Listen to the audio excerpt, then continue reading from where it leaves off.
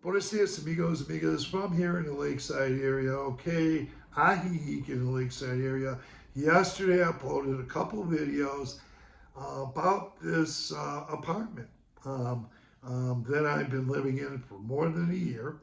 And I'll tell you, I did mention about it can get cold at night during the winter season, but not unbearably cold. I want to tell you, I sleep in winter in December. I have my windows open all night, and I do have comforter and blankets I choose to use. But it's generally really it's a great place to be during the winter for sure, without a doubt. Lakeside area is considered once again best climate for people like me who don't want to deal with the hot weather year round in places like Puerto Vallarta, Mazatlan, and things like that. But I'll tell you about this website. It's called weatherspark.com. Um, I started using it or looking at it before I retired. It gives me anywhere in the world, including the lakeside area, uh, um, yearly weather. It's got different graphs for precipitation levels, humidity levels. Um, Through the year, it goes month by month too. There's a lot of different graphs, easy to read, and it also gives you weather changes throughout the months, and the day. And you'll know how the weather changes not only with in regards to humidity, precipitation levels, but also how weather can change throughout the day and throughout the year. And I found that very valuable. Now, I really love it here, but I also have researched other places. Like I said, before.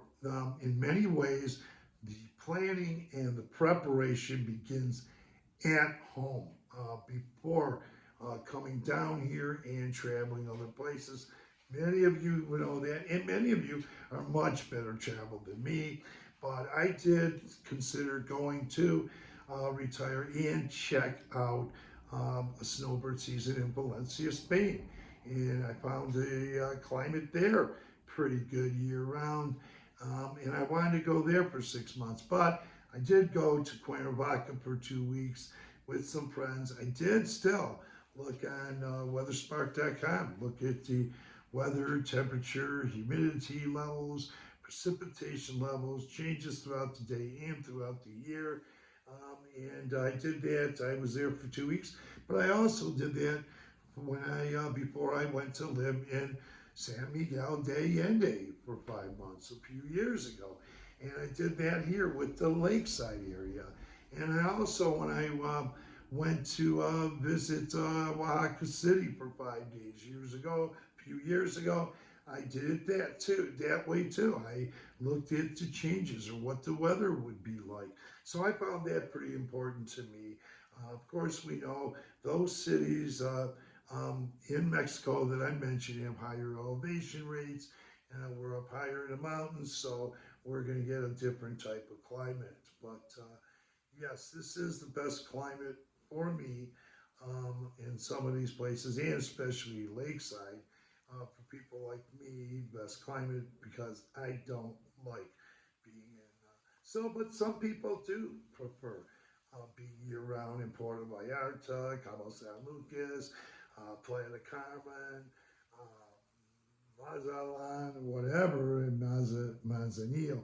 Now, I did put up a video about how expats travel. Expats from this area travel to certain beach towns in when they're here. But I'll tell you one thing I don't miss is the cold weather up there in Michigan. I got a home in a suburb of Detroit where I have a big fireplace. I miss that at times, only in the sense that I like spending time up there with my friends and family, but I don't need a big fireplace down here. I'm good. I'm very comfortable. I don't miss turning on the heat, piping it up. I have vents Um, I have hardwood floors all over the home.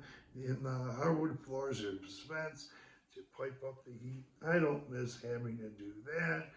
Um, but I love it here, and I think it's a great place. Now, um, weatherspark.com is excellent. I tried it out, just check it out. Now, I'll tell you about expats here in the Lakeside area, and where I've been living for a little more than about 3.5 years. I'm finding out that a lot of expats I met, well, first of all, let me tell you what I heard.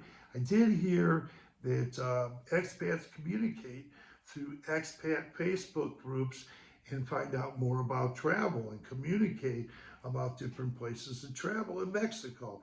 And I do know that there are expats, and I have a few women friends and men friends that do get out and they get together in groups like, I'll give you, for instance, Lisa, a friend of mine, Lisa, and the lady who used to live here in this complex.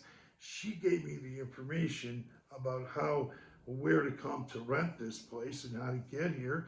Um, they travel different parts of Mexico, and I had put up graphs talking or discussing in the past different temperature graphs where people like to travel, and some of the towns that I've included were Puerto Vallarta, Manzanillo, expats from here, Mazatlan, different other places, but there's some places I didn't mention.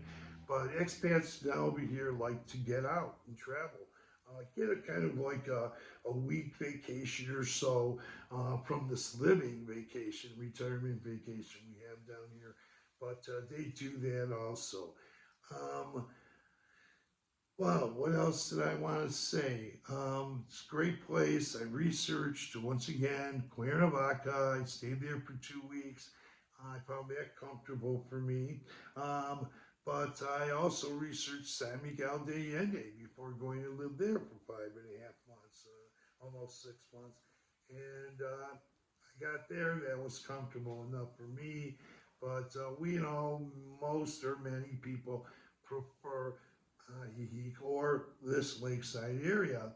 Now, but I have found other places once again that are comfortable,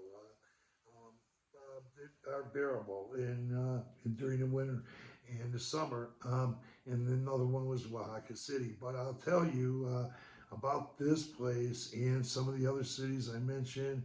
And it's like when I was in Cuernavaca, San Miguel de Allende, Oaxaca City. When I get up in the morning, I generally, during the winter months, I'll put on a long sleeve shirt when I go outdoors, maybe a jacket until 9 or 10 a.m.